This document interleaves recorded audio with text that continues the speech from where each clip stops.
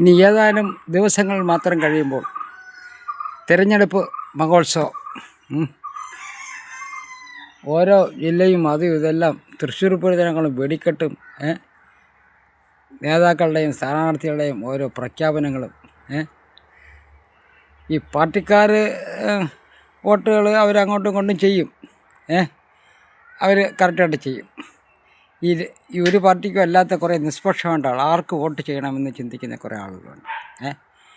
അവർ ഈ താളമേളങ്ങളും തൃശ്ശൂർ പൂരവും വെടി വർത്തമാനങ്ങളും അങ്ങനെ അങ്ങോട്ടും ഇങ്ങോട്ടും ആര് പറഞ്ഞ വിശ്വസിക്കും, ആര് പറഞ്ഞ വിശ്വസിക്കാൻ പാടില്ല എന്നും പറഞ്ഞു ഇവർ ഞങ്ങൾ വന്നാൽ അത് ചെയ്യും, ഞങ്ങൾ വന്നാൽ ഇത് ചെയ്യുമെന്നും പറഞ്ഞിട്ട് ബഹളവും കോര വാഗ്ദാനങ്ങളും അങ്ങോട്ടും മാറി അഹങ്കാര വർത്തമാനങ്ങളും നേതാക്കൾ പരസ്പരം ഒരു മാന്യമില്ലാത്ത വർത്തമാനങ്ങളും കേട്ട് മനസ്സൊക്കെ മടുത്തിരിക്കുകയാണ്. ഈ പാർട്ടിയിൽ ഒന്നിലും ഇല്ലാത്തവരുടെ കാര്യമാണ് ഞാൻ പറയുന്നത്. പാർട്ടിക്കാർക്ക് അത് ആഘോഷമായിരിക്കും. മറ്റേ നേതാവിനെ കുറ്റം പറയുമ്പോൾ ഈ നേതാവിൻ്റെ അണികൾക്ക് ഭയങ്കര സന്തോഷം. അവൻ അങ്ങനെ പറഞ്ഞു, ഇവനിങ്ങനെ പറഞ്ഞു. അത് അവർ പരസ്പരം അത് ആസ്വദിക്കുകയാണ്. അങ്ങോട്ടും ഇങ്ങോട്ടും മാറി തെറി വിളിക്കണതും ഭയങ്കര ഇതായിട്ട് ആഘോഷിക്കണം. പക്ഷേ ഇതിലൊന്നും അല്ലാത്ത ഇത് നമ്മളെപ്പോലെ പാർട്ടി മനസ്സിനകത്ത് എന്തെങ്കിലും ഒരു പാർട്ടി ഉണ്ടോ അല്ലെങ്കിൽ വോട്ട് ചെയ്യും, അത് വേറെ തീവ്രമായിട്ട് ചിന്തിക്കുന്ന ആളുകളുണ്ട്. അതല്ലാതെ നമ്മൾ ഏത് നേതാവിനെ കുറിച്ചായാലും ശരി, എന്തായാലും ജനങ്ങൾ അംഗീകരിച്ച് ഒരു സ്ഥാനത്ത് വരുമ്പോഴാണ് നേതാവാകണം. പരസ്പര ബഹുമാനത്തോടു കൂടി എല്ലാ നേതാക്കളും അംഗീകരിക്കുകയും അവരെ മാന്യമായിട്ട് പരസ്പരം മാന്യമായിട്ട് ബഹുമാനമായിട്ട് സംസാരിക്കുക, ആദരിക്കുകയും കൂടി വേണം. ഏത് പാർട്ടിയിലായാലും ശരി, അത് നമുക്ക് യോജിപ്പില്ല. അത് കുറച്ചുകൂടെ മാതൃകാപരമായി നല്ല രീതിയിലുള്ള സമീപനം അങ്ങോട്ടും ഇങ്ങോട്ടും കാണിക്കണം എന്നാണ് എനിക്ക് പറയാനുള്ളത്. പക്ഷേ ഇതുവരെ കണ്ടതിൽ വെച്ച് നോക്കുമ്പോൾ അങ്ങനെയൊന്നും അല്ല.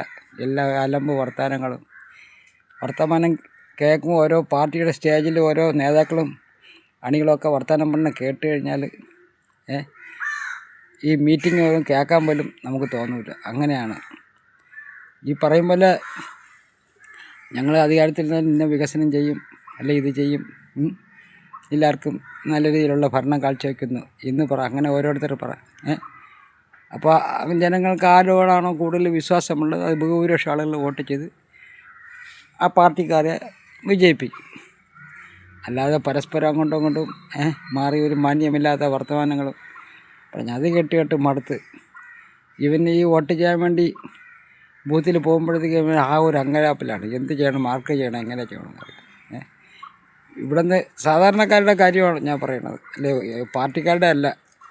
സാധാരണ ഒരു വോട്ട് ചെയ്യാൻ പോകുമ്പം അവിടെ നിന്ന് 10 ബൂത്തിൽ പൂത്തേന് പിന്നെ അവിടെ എനിക്ക് എന്ന് പറഞ്ഞ് ഇവിടെ വരുമ്പോൾ ആകെ ഒരു വിറളി പിടിച്ചാൽ മതി ഏതിലെങ്കിലും വോട്ട് ചെയ്യും. എന്താണ് വോട്ട് ചെയ്യാൻ വരണമെന്ന് വിചാരിച്ചോ അവിടെ പോകുമ്പോൾ വേറെ ഏതെങ്കിലും വോട്ട് ചെയ്തിട്ട് പോകും. ഒരു വല്ലാത്ത മറിമായുള്ള കാര്യങ്ങളാണ്. ഇങ്ങനെയെങ്കിലും നല്ല രീതിയിലൊരു തിരഞ്ഞെടുപ്പ് നടന്ന് വലിയ കുഴപ്പങ്ങളൊന്നും ഇല്ലാത്ത രീതിയിൽ ഏത് സർക്കാർ അധികാരത്തിൽ നിന്നാലും സ്വീകരിച്ചല്ലേ പറ്റൂ. സ്വീകരിക്കാൻ അത് അംഗീകരിക്കുക, ഒരു 5 കൊല്ലം സമാധാനമായിട്ട് ഭരിക്കുവാൻ അനുവദിക്കുക. അത്രയും പറഞ്ഞുകൊണ്ട് ഞാൻ എൻ്റെ വാക്കുകൾ നിർത്തുന്നു.